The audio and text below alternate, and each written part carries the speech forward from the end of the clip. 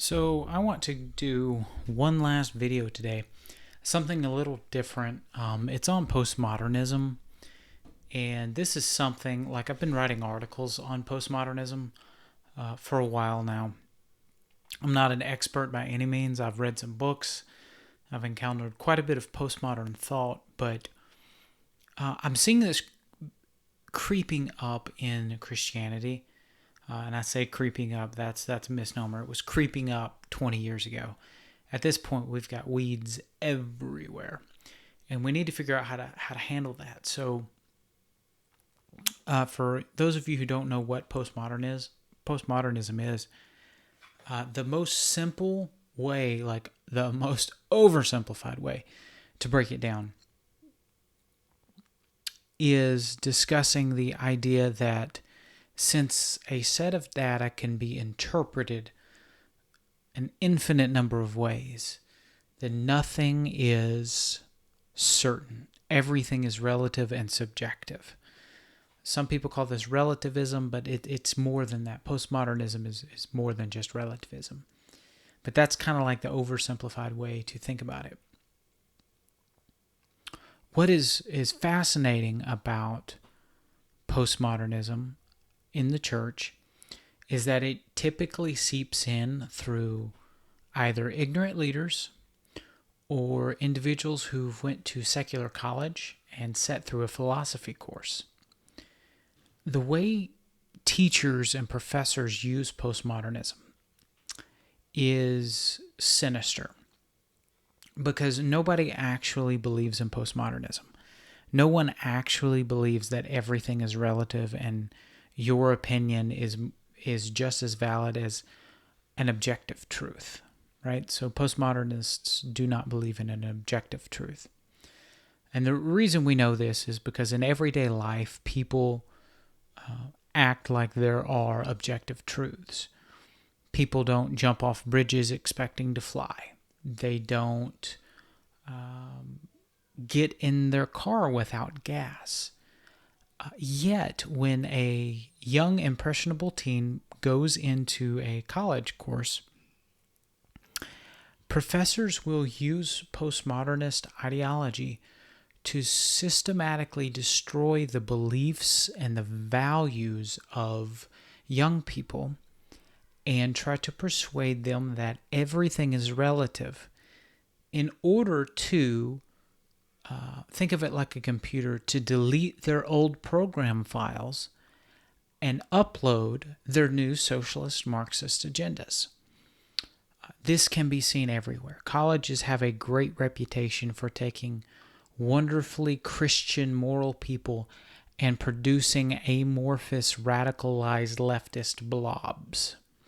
You know, they all believe that they're unique and individual and they all look the same and speak the same and are absolutely as miseducated, ill-informed, uninformed, disinformed than the next.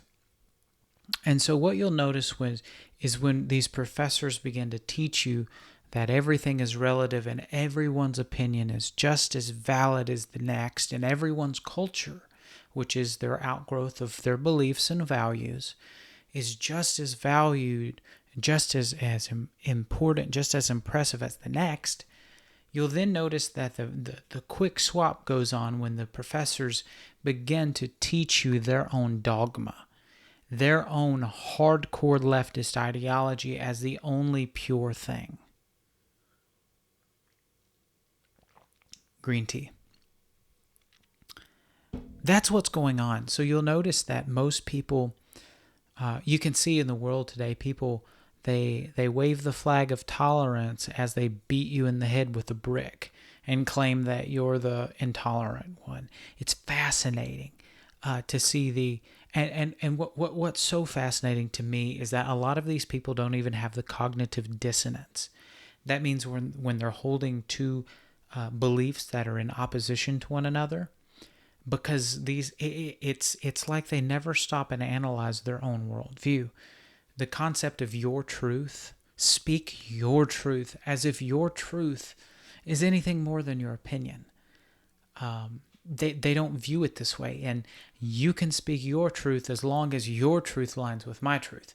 If your truth doesn't align with my truth, I'm going to use force to make you either be silent or line up with my truth. That's the new definition of tolerance, and that's born out of the postmodernist idea. It's the shield that these neo-Marxists use. So I've mentioned before in my Alinsky series about cloaking your real agenda and that of moral virtue, words of moral character, and I forget the words Alinsky used exactly, but that's the whole objective of the modern neo-Marxist. They use postmodernism as a tool in order to deconstruct the beliefs of Christians. You got to understand this. When you send your kids to college, when those in your youth group, your young adults, they head off to college, they're coming in contact with professors who are professional persuaders. 6 days a week, these professors practice the craft of not just teaching, but indoctrinating. And so if you think that you can change that in the matter of 30 minutes twice a week, you have lost your mind. You've got to figure out a way how to teach people to be on guard, teach people what evil looks like and what good looks like, and then allow them to engage. Christianity right now is searching for some sort of moral rallying spot, some sort of cultural rallying place, where as a group we can say, okay, finally, this is where we're going to make our stand. And to this day, we have not found that. I think we should have made that stand in the 70s, but Christianity as a whole has not done that yet. Where are we as leaders going to say, this is where we make our stand, this is where we push back on the darkness? Are we? That might even be the more important question. Should we? Are we going to make that stand? Or are we going to let these evil ideologies take our children? Because that's where it's at. Since we're not making a cultural stand, our young people believe that these things are compatible with Christianity. And that's one of my biggest issues, is that because we are not engaging in the culture wars, our young people believe that Christianity is just as valid as anything else and no more valid than anything else. So if you are not engaging in the culture wars and you are not pushing back in society, young people believe that you consent. Don't let them live in a dual world where they can be radical anti-Christians and also faithful Christians. They have to be taught that you cannot be both.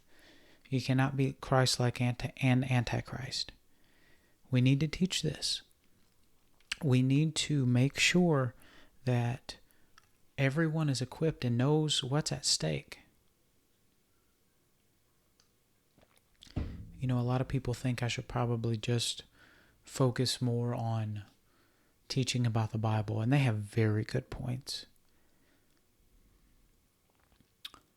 But I know that if we don't engage in these cultural battles, we are going to lose a high percentage of people, because it appears as if, one, we don't care, two, we're too weak to do anything about it, and maybe even wrong. We might even be wrong in their eyes because we did not engage and we had not developed our own defenses properly. And so as Christian leaders, I encourage you to take a look at postmodernism, address it with those around you, figure out where you stand and how to defend where you stand. And then, as always, we need to go on the offense. We need to what are we in, the 21st century, 22nd century, whatever century we're in. needs to be the century where Christians finally started pushing back on the darkness in every way we possibly can. So go on the offensive, Christian, because postmodernism cannot stand up to the Bible. So push back.